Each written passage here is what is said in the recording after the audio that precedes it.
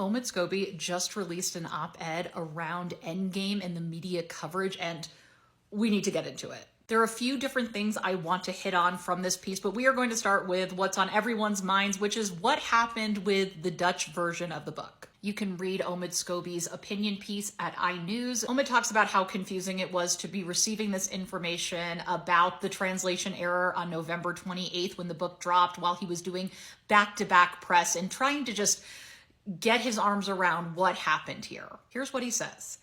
He says that the only publisher he worked with directly was the one covering the US and the UK. He goes on to say, quote, "I spent almost 2 months with independent British barristers and in-house legal counsel to ensure that every detail in the finished book was legally watertight," end quote. What he didn't know is that an early and uncleared text was provided to the Dutch publisher so that they could start working on the translation. The idea being that the final version would reflect the final version of the book that he signed off on, which did not happen. And I actually thought about that because I'm like, how do they translate these books so fast? This is a huge book, and it does make sense that you would get a slightly earlier version of it to translate. I wonder if this practice contributes to leaks about the book early. As Scobie talks about, the manuscript in the French version was leaked early, and that's what the media jumped on for excerpts to write about the book before it came out. He writes, quote, "What I can be sure of is that I edited carefully, took independent legal advice, and the finished book that I submitted was not the version published in the Netherlands." What I think he's basically saying is that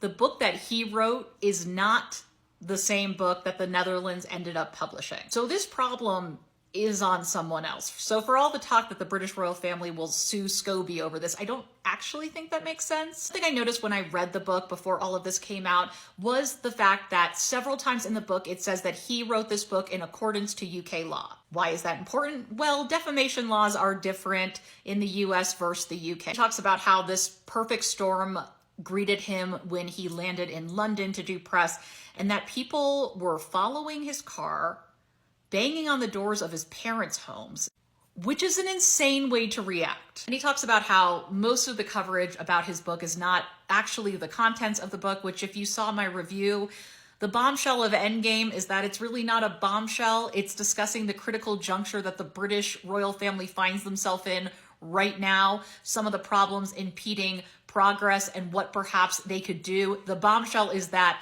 somebody actually said it, and a member of the Royal Rota at that.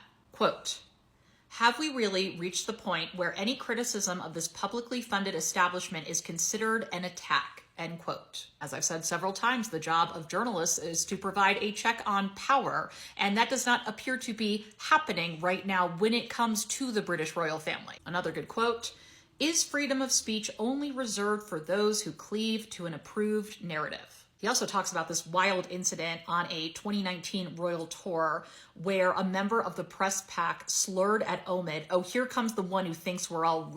But ultimately, as he says, it's not about him. It's about the millions of ethnic minorities who live in Britain, who are seeing the lack of seriousness that the institution and the media takes on the issues of slavery, racism, etc. And he ties it back to Endgame at the end. Quote, "Rather than properly address everything as part of a genuine attempt to modernize and better reflect the diverse country they serve, the royal family continue to sweep the issues and more under the rug," end quote. Tying it back to the actual book, Endgame, and in the prologue, he says the monarchy can be saved, but not on the current course. And conversations like the one around the two names in the book are part of that problem. That's what he's saying. It's in the book. It's not in the headlines and the accusations hurled from the British media.